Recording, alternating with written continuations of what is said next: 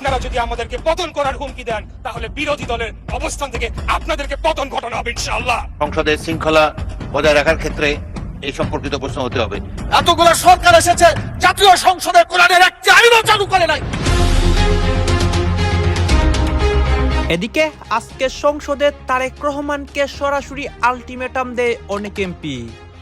এইদিকে বিএনপির এমপিরাও জামায়াতকে সরাসরি গালিগালাজ করে সংসদের মধ্যে আজকে নতুন অসংখ্য ঝামেলা তৈরি হয়েছে। মাননীয় স্পিকার, বাংলাদেশ আজকে যে সাংবিধানিক চর্চা চলে চায়ের দোকান পর্যন্ত, সেই সাংবিধানিক চর্চা আমরা এখানেও করতে চাই।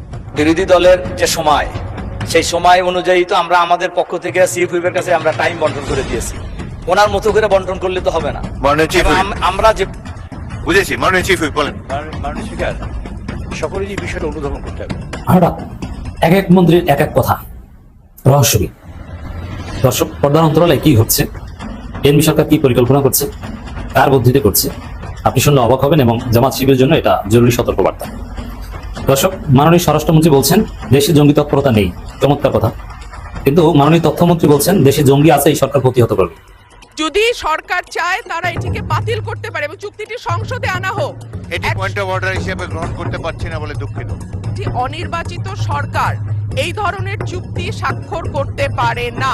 একদিকে বিএনপি সরকারকে সংসদ অধিবেশনে অসাংবিধানিক সরকার বলা হচ্ছে, অন্যদিকে আজকে জামাতের এমপিরা সরাসরি বিএনপি সরকার তারেক রহমানকে আলটিমেটাম দিচ্ছে সংসদ অধিবেশনে। আপনারা সম্পূর্ণ ভিডিও দেখবেন। আজকে সংসদে উত্তাল পরিস্থিতি হয়, একদিকে জামাতের এমপিরা হুঙ্কারমূলক বক্তব্য দেয়, অন্যদিকে এরই প্রতিবাদে বিএনপির এমপিরাও ঝামেলা তৈরি করে সংসদে। একদিকে হাসনাত আব্দুল্লাহ, অন্যদিকে আন্দালিব রহমান পার্থ, স্বরাষ্ট্রমন্ত্রী, সবাই কিন্তু অগ্নিজরা বক্তব্য দেয়। সবকিছু দেখতে পারবেন এই একটি ভিডিওতে। এতগুলো সরকার এসেছে, জাতীয় সংসদে কোরআনের একটি আইনও চালু করে নাই। মাননীয় স্পিকার, সবচাইতে লজ্জা, সবচাইতে দুঃখজনক কথা হলো এটা। আমি চ্যালেঞ্জ দিলাম, জামাত ইসলামের কোন নেতা বলেছে আমার কাছে যে জান্নাতের টিকিট আছে বিক্রি করছি? মাননীয় প্রধানমন্ত্রীকে জবাব দিতে হবে। বাংলাদেশে কেন নামাজ চালু করা হলো না? চাঁদাবাজ কোন দলের সদস্য হতে পারে না। চাঁদাবাজ চাঁদাবাজি, তাদেরকে ধরতে হবে, গ্রেপ্তার করতে হবে। অতএব আসুন বাংলাদেশে মানুষের আইনের কবর রচনা করে কোরআনের আইন প্রতিষ্ঠা করি রব্বুল আলামিন। দুনিয়াতে আমরা কেউ থাকবো না, মরার পরে আমাদের আসল জায়গা। এখানে যা আলোচনা হচ্ছে সব দুনিয়া কেন্দ্রিক আলোচনা হচ্ছে। আখিরাতে কি হবে এই চিন্তা কারো মনে নাই। আল্লাহ তাআলা সূরা আল ইমরানের 185 নম্বর আয়াতে বলেছেন, ফামান যুহজিহা আনিন নার ওয়া উদখিলাল জান্নাত ফাকাদ ফাজ। যে ব্যক্তি জাহান্নামের আগুন থেকে বাঁচতে পারলো সেই সত্যিকার সফল হবে, এবং জান্নাতে প্রবেশ করতে পারলো সেই সত্যিকার সফল হতে পারবে। মাননীয় স্পিকার, সংসদ লবিতে ঢোকার সময় আল্লাহর প্রতি পূর্ণ আস্থা এবং ঈমান, এটা দেখার পরে মনে হয় যে আল্লাহর প্রতি যদি ঈমান থাকে তাহলে তো আমাদের আইনের উৎস আল কোরআন। কোরআনের বিধান বাংলাদেশে চালু হওয়া উচিত ছিল। মাননীয় স্পিকার, 90% জন মানুষ যারা কোরআনে বিশ্বাস করে, এই কোরআনে যে বিধানগুলো আছে 6666টি আয়াতের মধ্যে not less than 1000 আয়াত belong to the positive order and not less than 1000 আয়াত belong to the negative order। 1000 আয়াত আছে যেগুলো হাবোধক আইন, 1000 আয়াত আছে যেগুলো নাবোধক নিষেধ। কোরআনের এই 1000 পজিটিভ এবং 1000 নেগেটিভ আয়াতগুলা বাংলাদেশে কায়েম করতে হবে, এটা আমাদের দাবি। মাননীয় স্পিকার, এরপরে যে কথা আমি বলতে চাই মাননীয় স্পিকার, সেটা হলো আল্লাহ তাআলা যাদেরকে নির্বাচিত করেছেন, হুকুমের ক্ষমতা দিয়েছেন, সূরা হজের 41 নম্বর আয়াত। মাননীয় প্রধানমন্ত্রী আছেন, তার দৃষ্টি আকর্ষণ করে সকলকেই বলতে চায়, আল্লাযীনা ইম্মাক্কান্নাহুম ফিল আরদি আকামুস সালাত ওয়া আতাউয যাকাত ওয়া আমারু বিল মারুফ ওয়া নাহাউ আনিল মুনকার। যারা রাষ্ট্র ক্ষমতা পাবে তারা দেশে নামাজ চালু করে মানুষের চরিত্র ভালো করে দেবে এবং যাকাত চালু করে মানুষের ক্ষুধা, দারিদ্র্য, বেকারত্ব দেশ থেকে তারা বিতাড়িত করবে। ভালো কাজ করে মানুষকে শান্তিতে থাকতে দেবে, খারাপ কাজ বন্ধ করে অশান্তির আগুন থেকে মানুষকে রক্ষা করবে। কিন্তু দুর্ভাগ্য, আওয়ামী লীগ এসেছে 6 বার, বিএনপি 5 বার, জাতীয় পার্টি 2 বার। এতগুলো সরকার এসেছে, জাতীয় সংসদে কোরআনের একটি আইনও চালু করে নাই। মাননীয় স্পিকার, সবচাইতে লজ্জা, সবচাইতে দুঃখজনক কথা হলো এটা। আমরা চাই আমরা এই দেশে কোরআনের আইন চালু করে মানুষকে মুক্তি দেব। আমি মাননীয় প্রধানমন্ত্রীকে বলবো, আপনাকেও জিজ্ঞাসা করা হবে, আমাকেও করা হবে, বাংলাদেশে কেন নামাজ চালু করা হলো না? কেন যাকাত চালু করে ক্ষুধা, দারিদ্র্য, বেকারত্ব দেশ থেকে দূর করা হলো না? কেন ভালো কাজ চালু করে মানুষকে শান্তিতে থাকতে দেওয়া হলো না? কেন খারাপ কাজগুলো বন্ধ করে অশান্তি থেকে মানুষকে রক্ষা করা হলো না? মাননীয় স্পিকার, আমি আপনার মাধ্যমে মাননীয় প্রধানমন্ত্রী সহ আইনমন্ত্রী পাশে বসে আছেন, তাদের জবাব দিবেন এবং বলবেন তাদের দায়িত্বটা কি। এরপরে যে কথাটা আমি বলতে চাই, মাননীয় স্পিকার সময় কম দেওয়ার কারণে কোনটা বলি আর কোনটা জনগণের সরাসরি ভোটের মাধ্যমে ম্যান্ডেট প্রাপ্ত হয়ে এই সংসদে এসেছে। আমাদেরকে যদি কেউ হুমকি ধামকি দিয়ে মনে করে সরকার পতন করবে, আমি আপনার মাধ্যমে মাননীয় সংসদ নেতার উদ্দেশ্যে বলতে চাই, আপনি খালি হুকুম দিবেন, ইনশাল্লাহ বিগত দিনে আপনার নির্দেশ প্রাপ্ত হয়ে আমরা যেভাবে রাজপথে অবস্থান করে জনগণের ভোটের অধিকার প্রতিষ্ঠা করার জন্য আন্দোলন সংগ্রাম করেছি, একইভাবে খুনি হাসিনাকে পতন করার জন্য আমরা যেভাবে আন্দোলন সংগ্রাম করেছি, আমাদেরকে যদি হুমকি দেওয়া হয় তাহলে সম্মানিত বিরোধী দলের প্রতি সম্মান রেখেই বলছি, আপনারা যদি আমাদেরকে পতন করার হুমকি দেন তাহলে বিরোধী দলের অবস্থান থেকে আপনাদেরকে পতন ঘটানো হবে ইনশাআল্লাহ। আমার মরহুম বাবা একজন সাবেক সংসদ সদস্য সাদেক হোসেন খোকা এবং আমার মাতা ইসমতারা, তাদের দোয়ায় আজকে মহান রাব্বুল আলামিনের বদৌলতে আজকে আমি মহান সংসদে দাঁড়িয়ে বক্তব্য রাখার সুযোগ পেয়েছি। আমি গভীর শ্রদ্ধা ভরে স্মরণ করছি জাতির শ্রেষ্ঠ সন্তান 1971 সালের মহান মুক্তিযুদ্ধে সকল শহীদ এবং বীর মুক্তিযোদ্ধাদের, এবং আরো স্মরণ করছি বিগত 24 সালে জুলাই আগস্ট গণ অভ্যুত্থানে সকলে যারা শহীদ হয়েছেন, যারা আহত হয়েছেন, যারা পঙ্গুত্ব বরণ করেছেন, তাদের সকলকে স্মরণ করছি। মাননীয় স্পিকার, গত কয়েকদিন যাবৎ এই সংসদে দাঁড়িয়ে অনেক নেতৃবৃন্দের বক্তব্য, অনেক সদস্যদের বক্তব্য শুনেছি, তাই ক্ষণে ক্ষণে প্রতিটি মুহূর্তে প্রত্যেকটি বক্তার পরেই আমার বক্তব্য অনেকখানি পরিবর্তন করতে হচ্ছে। যেভাবে আমি ভেবেছিলাম যে আমার জীবনের প্রথম বক্তব্য রাখবো, সেখান থেকে অনেকটাই এখন সরে আসতে হচ্ছে আর কি। মাননীয় স্পিকার, আমি মুক্তিযুদ্ধ বিষয়ক মন্ত্রণালয়ের দায়িত্ব পেয়েছি, সেজন্য আমি আমাদের নেতা মাননীয় সংসদ নেতা মাননীয় প্রধানমন্ত্রী জনাব তারেক রহমানের প্রতি কৃতজ্ঞতা জানাচ্ছি।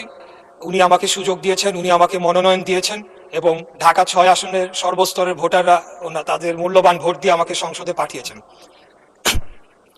মাননীয় স্পিকার, আমরা দেখেছি যে 2009 সালে একটি 1-11 ষড়যন্ত্রের মাধ্যমে যে সরকারটি এসেছিল, সেই সরকার তারা মুক্তিযুদ্ধের চেতনাকে বিক্রি করে পদে পদে তারা ফায়দা লুটেছে, জনগণের অধিকারকে হরণ করেছে এবং 2011 সালের 30শে জুন তারা তত্ত্বাবধায়ক সরকার ব্যবস্থা অন্যায়ভাবে বাতিল করে একটি কার্যত একদলীয় শাসন ব্যবস্থার দিকে বাংলাদেশকে নিয়ে গিয়েছিল এবং সেটিকে তারা তাদের অবৈধ ক্ষমতাকে দীর্ঘায়িত করার জন্য তারা গুম, খুন, ধর্ষণ সহ এমন কোনো অপরাধ নেই যেটি তারা করেন নাই।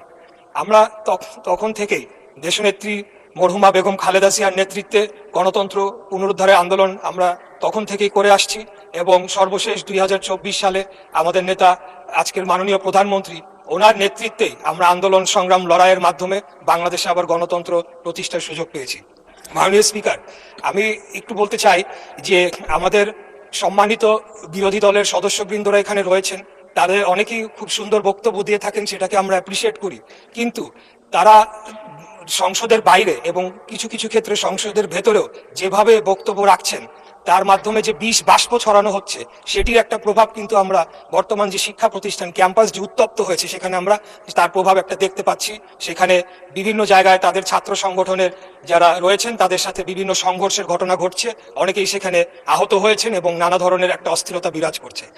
আমি খুব কষ্ট পেয়েছি যে গত সপ্তাহে বৃহস্পতিবার দিন এখানে সুন্দর আলোচনা হলো, জ্বালানি বিষয়ক একটি সমস্যা নিয়ে একটি কমিটি গঠন করা হলো। আমাদের মাননীয় বিরোধী দলের নেতা তিনিও খুব সুন্দর বক্তব্য রাখলেন, কিন্তু পরের 2 দিনই আমরা দেখলাম যে 2 দিন সংসদ চলেনি, যে তাদের নেতৃবৃন্দ বিভিন্ন জায়গায় নানা ধরনের কথা বলেছে এবং এক প্রকার জনগণকে উস্কানি দিয়েছে। এমনও কথা বলা হয়েছে যে 17 দিনের মধ্যে নাকি বিএনপি নির্বাচিত সরকারকে তারা ক্ষমতা থেকে হটাবে। তা আমি আপনার মাধ্যমে এই সংসদ এবং জাতি যারা সকলেই লাইভ টেলিকাস্ট হচ্ছে, সকলেই দেখছে, আমি তাদের উদ্দেশ্যে বলতে চাই যে 2008 সালের নির্বাচনের মাধ্যমে এই সরকার ক্ষমতায় আসে নাই, 14, 18, 24-এর মাধ্যমে এই সরকার ক্ষমতায় আসে নাই।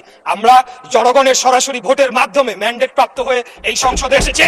আমাদেরকে যদি কেউ হুমকি ধামকি দিয়ে মনে করে সরকার পতন করবে, আমি আপনার মাধ্যমে মাননীয় সংসদ নেতার উদ্দেশ্যে বলতে চাই, আপনি খালি হুকুম দিবেন, ইনশাআল্লাহ বিগত দিনে আপনার নির্দেশ প্রাপ্ত হয়ে আমরা যেভাবে রাজপথে অবস্থান করে জনগণের ভোটের অধিকার প্রতিষ্ঠা করার জন্য আন্দোলন সংগ্রাম করেছি, একইভাবে খুনি হাসিনাকে পতন করার জন্য আমরা যেভাবে আন্দোলন সংগ্রাম করেছি, আমাদেরকে যদি হুমকি দেওয়া হয় তাহলে সম্মানিত বিরোধী দলের প্রতি সম্মান রেখেই বলছি, আপনারা যদি আমাদেরকে পতন করার হুমকি দেন তাহলে বিরোধী দলের অবস্থান থেকে আপনাদেরকে পতন ঘটানো হবে ইনশাআল্লাহ।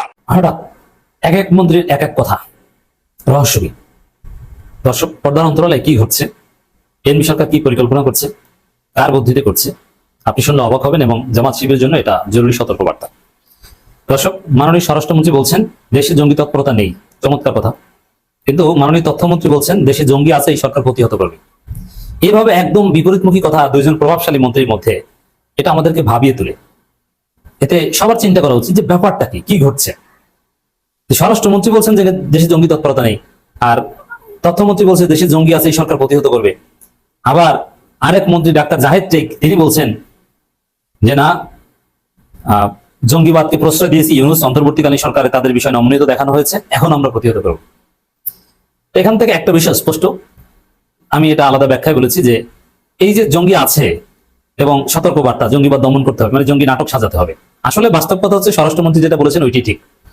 উগ্রবাদী আছে, কিছু ধর্মীয় অপব্যাখ্যাকারী আছে এবং উগ্র চিন্তা লালন করে, কিন্তু জঙ্গি নেটওয়ার্ক বাংলাদেশে ওইভাবে কার্যকর নেই এবং বড় হামলা করবে বা এরকম কোনো সম্ভাবনা নেই। ওটা হাসিনা তাদের কোমর ভেঙে দিয়েছে। হাসিনা নাটক করেছে অনেক জঙ্গি নাটক, কিন্তু প্রকৃত জঙ্গিদের কোমর হাসিনা ভেঙে দিয়েছে। বাংলাদেশি কোনো জঙ্গি এবং বড় বড় জঙ্গি যারা ছিলেন তারা কিন্তু ভালো হয়ে গেছে। যেমন একজনের নাম আমি বলবো না, তিনি ভালো হয়ে গেছেন, একদম ভালো হয়ে গেছেন। আরেকজন ছিলেন প্রমিনেন্ট একজন জঙ্গি ছিলেন বাংলাদেশে, শাহেখ জসিমউদ্দিন রহমানী, তিনি কিন্তু অরিজিনাল জঙ্গি ছিলেন।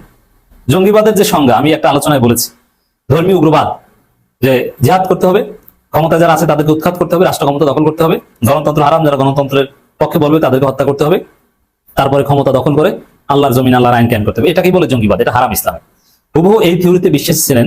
এই জন্য সারাদিন দেখবেন যে জঙ্গিবাদীরা গণতন্ত্রের বিরুদ্ধে ফতোয়া দেয় যে গণতন্ত্র আরাম, গণতন্ত্র আরাম, গণতন্ত্র আরাম।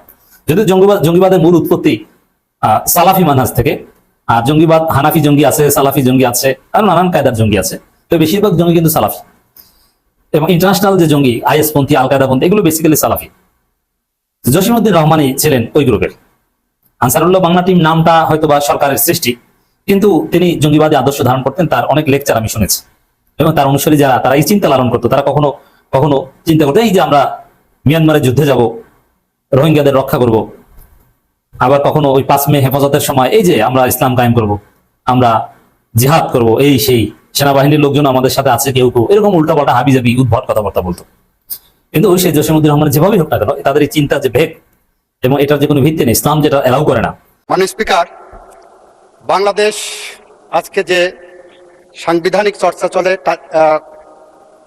চায়ের দোকান পর্যন্ত, যে সাংবিধানিক চর্চা চলে সেই সাংবিধানিক চর্চা আমরা এখানেও করতে চাই।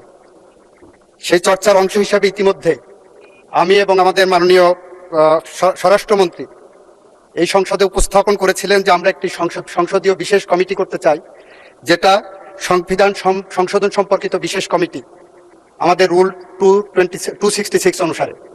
সেই কমিটির বিষয়ে আমরা 12 জনের নাম তালিকা ঠিক করেছি, যেখানে বিএনপি আছে, যেখানে গণ অধিকার পরিষদ আছে, যেখানে গণসংহতি আছে, যেখানে বাংলাদেশ জাতীয় পার্টিও আছে এবং স্বতন্ত্র সদস্যদেরকেও রাখা হয়েছে। 12 জনের একটি তালিকা আমরা করেছি। আমরা প্রত্যাশা করি মাননীয় বিরোধী দলের পক্ষ থেকে যদি আমি পার্সেন্টেজ হিসাবে যাই 26% আসে, সেখানে আমরা ওনাদের পক্ষ থেকে 5 জনের নাম চাচ্ছি। এখানে 12 জন, 12 জনের মধ্যে বিএনপি 7 জন দিয়েছে, 5 জন অন্য দলের থেকে দেওয়া হয়েছে এবং ওনাদের পক্ষ থেকে যদি 5 জনকে দেওয়া হয়, তাহলে এই কমিটির সংক্রান্ত বিষয় আমরা আগামীকাল উপস্থাপন করতে চাই। সংবিধান সংশোধন সম্পর্কিত বিশেষ কমিটি গঠন করার জন্য আগামীকাল আমরা চাই ওনাদের পক্ষ থেকে যদি 5 জনের নাম কালকে দেন, তাহলে আমরা এই কমিটি গঠন করে আমরা সংবিধান সংশোধন এবং জুলাই সনদকে সামনে রেখে সামনের দিকে এগিয়ে যেতে চাই। মাননীয় স্পিকার, আপনাকে ধন্যবাদ। মাননীয় স্পিকার, মাননীয় বিরোধী দলের নেতা আইনমন্ত্রী যে কথাটা বললেন যে বিএনপি থেকে 7 জন আর অন্যান্য সংগঠন থেকে 5 জন, এই 12 জনের একটা তালিকা ট্রেজারি বেঞ্চ থেকে মোরলেস প্রস্তুত করেছেন। আপনাদের অপোজিশন থেকে 5 জনের তালিকা চাচ্ছেন। সো এই 17 জন নিয়ে ওনারা যে বিশেষ কমিটিটা করবেন, তো দয়া করে যদি আপনি আপনাদের 5 জনের তালিকাটা দেন, তাহলে হয়তো কমিটি গঠন প্রক্রিয়াটা এগিয়ে যাবে। ধন্যবাদ আপনাকে। মাননীয় বিরোধী দলীয় নেতার মাইক দিবেন প্লিজ। মাননীয় স্পিকার, ধন্যবাদ আপনাকে। এই বিষয়টা নিয়ে মাননীয় চিফ হুইপ আমার সাথে কথা বলেছেন এবং উনি যথারীতি সংসদ নেতার সালাম নিয়েই কথা বলেছেন। তো আমি ওনাকে বলেছি যে এই বিষয়টা আমাদের মাঝে একটা আলোচনার বিষয় আছে, কারণ এখানে কনসেপচুয়াল ডিফারেন্স আছে আমাদের। তো আমরা আলোচনা করে জানাবো, এটা আজকেই হয়ে যাবে বোধহয়, এটা হবে না আর কি। এই সেশনটা আমরা এটা মত দিতে পারবো না, কারণ আমরা চেয়েছি রিফর্ম, আর এখানে হচ্ছে আপনার অ্যামেন্ডমেন্ট এই দর্শক, জায়গাটা আপনারা দেখলেন এখানে কি কথা হচ্ছে, অনেকে কিন্তু অনেক কথা বলতেছে, অনেকে আলোচনা করতেছে, অনেকে সমালোচনা করতেছে। বিশেষ করে এখানে দেখতে পাচ্ছি আমরা বিএনপি সরকারের বিরুদ্ধে বা সংসদের মধ্যে যে উত্তাল বা উত্তেজনামূলক বক্তব্য দেওয়া হয় এইগুলো নিয়ে কথা হয়। গাইস, এই বিষয়গুলো দেখে এবং দেশের রাজনীতির প্রেক্ষাপটগুলো নিয়ে আপনার মন্তব্য কি? আপনার গুরুত্বপূর্ণ মন্তব্যটা অবশ্যই আপনারা আমাদের কমেন্ট বক্সে লিখে যাবেন। সর্বশেষ আপনাদের কাছে আমাদের একটা রিকোয়েস্ট থাকবে, আপনারা আমাদের চ্যানেলে নতুন দর্শক হয়ে থাকলে চ্যানেলটি সাবস্ক্রাইব করবেন এবং পাশে থাকা বেল বাটনটি বাজাবেন যাতে করে নেক্সট ভিডিওটা সবার আগে আপনাদের কাছে পৌঁছে যায়। ধন্যবাদ।